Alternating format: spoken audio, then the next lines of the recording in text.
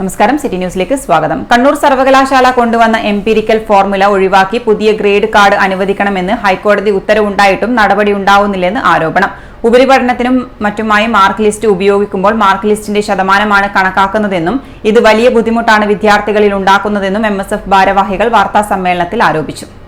ഒരു സർവകലാശാലയ്ക്ക് അതിൻ്റെ ഗ്രേഡിംഗ് സിസ്റ്റത്തിനകത്ത് ഗുരുതരമായ പിഴവ് പറ്റി. ആ പിഴവ് അത് പുറത്ത് കാണിക്കാതിരിക്കാൻ വേണ്ടി അന്ന് സർവകലാശാലയുടെ ഉത്തരവാദിത്തപ്പെട്ട സ്ഥാനത്തിരുന്ന ഒരു സ്റ്റാറ്റിസ്റ്റിക്സിലെ വിദഗ്ധൻ കൂടിയായ അധ്യാപകൻ കൂടിയായ ഒരു ഉത്തരവാദിത്തപ്പെട്ട ഒരാൾ അദ്ദേഹം കാണിച്ച ഗിമ്മിക്ക് കുട്ടികളുടെ വിദ്യാർത്ഥി സമൂഹത്തെ പറ്റിക്കാൻ വേണ്ടിയിട്ട് അല്ലെങ്കിൽ കാണിച്ച ആ ഗിമ്മിക്ക് 13 വർഷമാണ് ഇന്നും അതിനെ കൊണ്ട് ആ എംപിരിക്കൽ ഫോർമുലയെ കൊണ്ട് സഫർ ചെയ്യുന്ന വിദ്യാർത്ഥികളുണ്ട്. അപ്പം ഇവിടെ MSF ആവശ്യപ്പെടുന്നത് ഡിവിഷൻ ബെഞ്ചിൻ്റെ വിധി നടപ്പിലാക്കണം.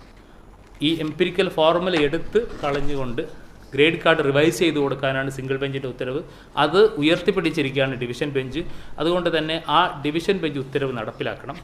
സർവകലാശാല 13 വർഷമായിട്ട് വിദ്യാർത്ഥികളെ കബളിപ്പിച്ചതിന് കണ്ണൂർ സർവകലാശാല ആ ബാച്ചിലെ വിദ്യാർത്ഥികളോട് മാപ്പ് പറയാൻ തയ്യാറാക്കണമെന്നാണ് MSF ആവശ്യപ്പെടുന്നത്. ബിരുദ കോഴ്സുകളുടെ ഗ്രേഡ് ശതമാനത്തിലേക്ക് മാറ്റുന്നതിനായി കണ്ണൂർ സർവകലാശാല കൊണ്ടുവന്ന എംപിരിക്കൽ ഫോർമുല ഒഴിവാക്കി പുതിയ ഗ്രേഡ് കാർഡ് അനുവദിക്കണമെന്ന് ഹൈക്കോടതി ഉത്തരവുണ്ടായിട്ടും നടപടി ഉണ്ടാവുന്നില്ലെന്ന് 2008-2011 കാലയളവിൽ വിദ്യാർത്ഥിയായ TK മുഹമ്മദ് ഹസീബ് വാർത്താ സമ്മേളനത്തിൽ പറഞ്ഞു. 2022 കോടതി ഉത്തരവ് പ്രകാരം എംപിരിക്കൽ ഫോർമുല ഒഴിവാക്കി പുതിയ ഗ്രേഡ് കാർഡ് 15 ദിവസത്തിനുള്ളിൽ അനുവദിക്കണമെന്ന് വിദ്യാർത്ഥികൾ ആവശ്യപ്പെട്ടുവെങ്കിലും ഫോർമുല പുനഃപരിശോധന പ്രായോഗികമല്ലെന്നായിരുന്നു രജിസ്ട്രാറുടെ മറുപടി.